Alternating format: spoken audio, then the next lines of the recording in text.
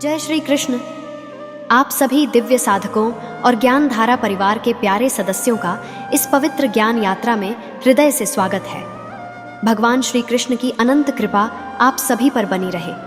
आपके जीवन में सुख, शांति, प्रेम और समृद्धि का वास हो।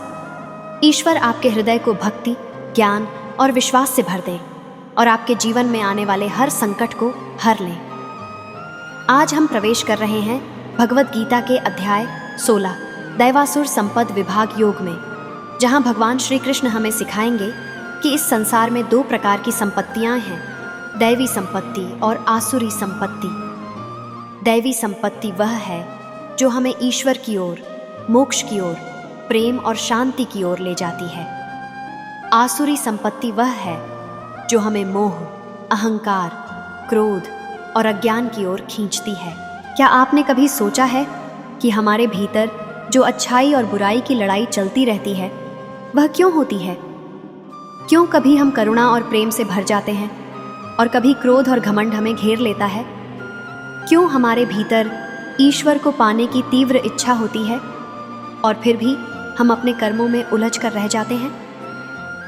इस अध्याय में भगवान श्री कृष्ण हमें यह स्पष्ट रूप से समझाते हैं कि यह दोनों संपत्तियां हमारे भीतर ही रहती हैं। दैवी गुण अहिंसा, सत्य, क्षमा, शांति, ज्ञान, करुणा और भक्ति हमें परमात्मा के करीब ले जाते हैं, जबकि आसुरी गुण अहंकार, क्रोध, लोभ, दंभ, ईर्ष्या और हिंसा हमें अंधकार में ले जाते हैं। हमें अपने भीतर जागरूकता लाकर यह पहचानना है कि हम किस दिशा में जा रहे हैं और हमें किस दिशा में जाना चाहिए। भगवान श्री कृष्ण हमें याद दिलाते हैं कि मनुष्य अपने कर्म और स्वभाव से अपने भाग्य का निर्माण करता है। जो व्यक्ति दैवी संपत्ति को अपने जीवन में धारण करता है वह मोक्ष और ईश्वर की प्राप्ति की ओर बढ़ता है, परंतु जो व्यक्ति आसुरी संपत्ति में फंसा रहता है वह जन्म और मृत्यु के चक्र में उलझा रहता है और दुख, अशांति और अज्ञान से घिरा रहता है। इसलिए हमें यह जानने की आवश्यकता है कि कौन से गुण हमें आगे बढ़ा रहे हैं और कौन से हमें पीछे खींच रहे हैं। आज के इस अध्याय में हम जानेंगे दैवी और आसुरी संपत्ति क्या होती है, कौन कौन से गुण हमें ईश्वर की ओर ले जाते हैं, किन कारणों से हम मोह और अज्ञान में फंस जाते हैं, कैसे हम अपने भीतर दैवी गुणों को विकसित कर मोक्ष की ओर बढ़ सकते हैं। प्रिय साधकों, यदि आप चाहते हैं कि यह दिव्य ज्ञान आपके जीवन को शांति, प्रेम और भक्ति से भर दे, तो इस वीडियो को अभी लाइक कर दीजिए। आपका एक लाइक हमें श्री कृष्ण के इस दिव्य संदेश को और अधिक लोगों तक पहुंचाने की शक्ति देता है। यदि आप पहली बार ज्ञान धारा चैनल पर आए हैं तो अभी चैनल को सब्सक्राइब कर लीजिए और बेल आइकन दबा दीजिए, ताकि जब हम इस अध्याय की गहराई में जाएं, वह ज्ञान आपके जीवन में समय पर पहुंचे और आपके हृदय में ईश्वर का प्रेम और शांति फैला दे। ईश्वर की कृपा से आज का यह ज्ञान आपके जीवन को दिशा दे, आपके भीतर शांति और विश्वास को स्थापित करे और आपके मन में भक्ति की ज्योत को प्रज्वलित करे। श्री कृष्ण आपके जीवन के हर कदम पर आपके साथ रहें और आपका मार्गदर्शन करें। भगवान श्री कृष्ण गीता के अध्याय 16 में अर्जुन को जीवन के सबसे महत्वपूर्ण और गहरे सत्य को सरल भाषा में समझाते हैं। वे कहते हैं कि इस संसार में दो प्रकार की संपत्तियां हैं, दैवी और आसुरी। दैवी संपत्ति वह है जो हमें मोक्ष की ओर ले जाती है, जबकि आसुरी संपत्ति हमें अंधकार और बंधनों में बांध कर रखती है। भगवान बताते हैं कि दैवी गुणों में निर्भयता, हृदय की पवित्रता, ज्ञान की साधना, इंद्रियों का संयम, यज्ञ, दान, तप, सत्य, क्रोध पर नियंत्रण, अहिंसा, करुणा, निर्मलता, नम्रता और ईश्वर के प्रति भक्ति शामिल है। ये गुण व्यक्ति को धीरे धीरे ईश्वर के निकट ले जाते हैं और आत्मा को शांति प्रदान करते हैं। भगवान श्री कृष्ण कहते हैं, हे अर्जुन, जो व्यक्ति अपने जीवन में दैवी गुणों को धारण करता है वह मोक्ष की प्राप्ति करता है और मेरे पास आता है, परंतु जो आसुरी गुणों में डूबा रहता है, जैसे घमंड, क्रोध, छल, निर्दयता, मोह, क्रूरता और ईर्ष्या, वह इस संसार के अंधकार में फंसा रहता है और जन्म मृत्यु के चक्र में उलझा रहता है। भगवान समझाते हैं कि आसुरी प्रवृत्तियों वाले लोग हमेशा अपनी इच्छाओं में लिप्त रहते हैं और उनका उद्देश्य केवल भौतिक सुख प्राप्त करना होता है। उनका जीवन अहंकार, क्रोध और लोभ से भरा होता है और वे अपने कर्मों से स्वयं अपने लिए बंधन और दुख उत्पन्न करते हैं। श्री कृष्ण अर्जुन को बताते हैं कि आसुरी स्वभाव के लोग यह मानते हैं कि इस संसार का कोई नियम नहीं है, कोई ईश्वर नहीं है और यह संसार केवल भोग और कामनाओं के लिए है। वे सोचते हैं कि धन और भौतिक सुख ही सबसे महत्वपूर्ण है और वे इसके लिए किसी भी प्रकार के अधर्म से भी पीछे नहीं हटते। उनका अहंकार उन्हें अंधा कर देता है और वे यह सोचते हैं कि वे ही सबसे शक्तिशाली हैं। वे बार बार जन्म लेकर संसार के चक्र में फंसे रहते हैं और अपनी आसक्तियों के कारण दुख और अशांति का अनुभव करते हैं। भगवान श्री कृष्ण बताते हैं कि दैवी गुणों को धारण करने के लिए व्यक्ति को अपने भीतर जागरूकता लानी होती है। जब व्यक्ति अहंकार, क्रोध, ईर्ष्या और लोभ जैसी नकारात्मक प्रवृत्तियों को त्याग देता है और करुणा, प्रेम, सत्य और भक्ति को अपने जीवन में स्थान देता है, तभी वह दैवी संपत्ति प्राप्त करता है। भगवान कहते हैं, हे अर्जुन, दैवी गुणों को धारण करने वाला व्यक्ति भय मुक्त होकर सत्य और धर्म के मार्ग पर चलता है और अंततः मोक्ष को प्राप्त करता है। इस अध्याय में भगवान हमें यह सिखाते हैं कि हमें अपने जीवन में किस दिशा में जाना है। हमें अपने भीतर जागरूकता लानी है कि कौन सी प्रवृत्तियां हमें ईश्वर की ओर ले जा रही हैं और कौन सी हमें बंधन में डाल रही हैं।